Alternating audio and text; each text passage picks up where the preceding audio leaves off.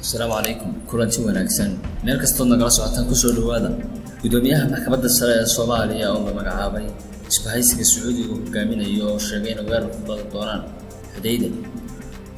ergeyga gaarka ah ee qaramada midoobay oo qaabilsan arrimaha Soomaaliya iyo Soomaaliland ayaa la filayay in uu laga tuuro xilka intaas waa qodobada marka ugu doornaa haatan noo soo dhawaada isagii oo fidsan iyadoo ay goobjoog hayeen madaxweynaha dalka Soomaaliya Mudane Maxamed Cabdullaahi Farmaajo iyo gudoomiyaha baarlamaanka federaalka Soomaaliya Maxamed Muuse ayaa waxa la dhaariyay gudoomiyaha magacaabista muranka la dhisay maxkamadda sare ee Soomaaliya Mudane Baashi Yuusuf Axmed ayaa lagu dhaariyay kitaabka Qur'aanka Kariimka waxa la dhaariyay xildhibaan ka tirsan baarlamaanka oo Shariif Sheekhuun Maay madaxweynaha Farmaajo ayaa goobta ka hadlay ee sheegay inuu bilowday isbedel xagga garsoorka taasna ay ka dambeysay kadib markii ay ogaadeen in dhibaatada ka jirta ay ugu weyntahay cadaalad darro Baashi oo laftiisa goobta ka hadlaya ballan qaaday in shacabka Soomaaliyeed heli doonaan garsoor wanaagsan dadka naadiya talaabooyinka dawladda ayaa farta ku fiiqay qodob dastuuri ah kaasoo qaaxiyay gudoomiyaha maxkamadda sare ee Soomaaliya ay tahay inuu soo magacaabo guddiga adeegga garsoorka madaxweynaha aysan ahayn inuu fargeliyo allaanta garsoorka oo ay ka mid tahay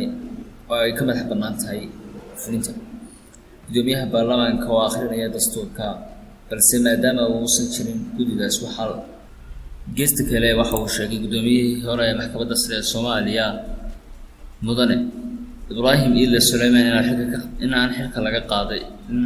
qaaday sheegay inuusan waxba ka jirin xafiiskana aanu ka tagi doonin Mudane Ibrahim waxa uu horey u magacaabay madaxweynihii hore Xasan Sheekh Maxamuud waxaana ka mid noqonaya dad badan oo madaxweynayaal hore magacaabeen oo xilkoodii waayay dad badan ayaa ku dhaliilay gudoomiyaha cusub inuusan lahayn khibrad shaqo ku filan oo ku noqon karo gudoomiyaha maxkamadda sare ee Soomaaliya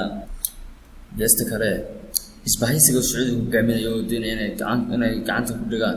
magaalada Xudayda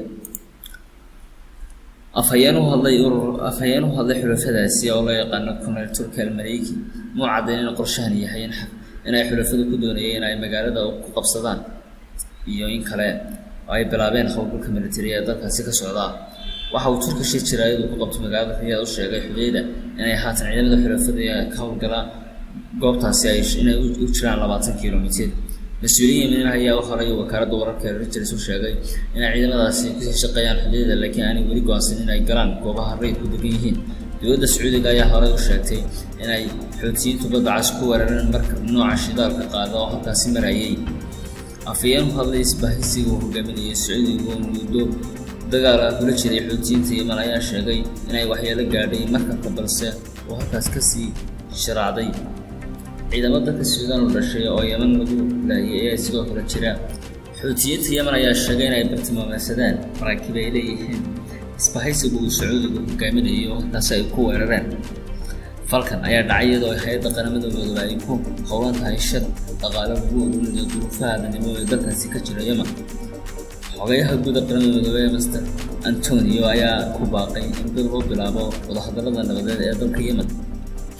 qaramada midoobay ayaa la filayay inay dhawaan bedesho ergeyga gaarka ah ee qaramada midoobay u qaabilsan arrimaha Soomaaliya iyo Somaliland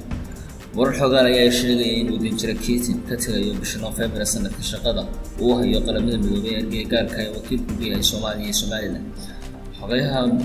xogayaha qaramada midoobay Mr Antonio ayaa la filayay inuu bedelo mar kale Mr Keating arrimo la xiriira dacwado ka dhan ah dowladda federaalka Soomaaliya oo Brazil ka gudbisay dacwadaasi oo saf haysa inuu arrimaha faraha la soo galay Soomaaliya iyadoo ay marar badan gaarsiisay magaalada New York sidaas iyo nabadgelyo la socdo wararka dambe ee naga soo kordha. Assalaamu calaykum waraxmatullaahi wabarakaatuh.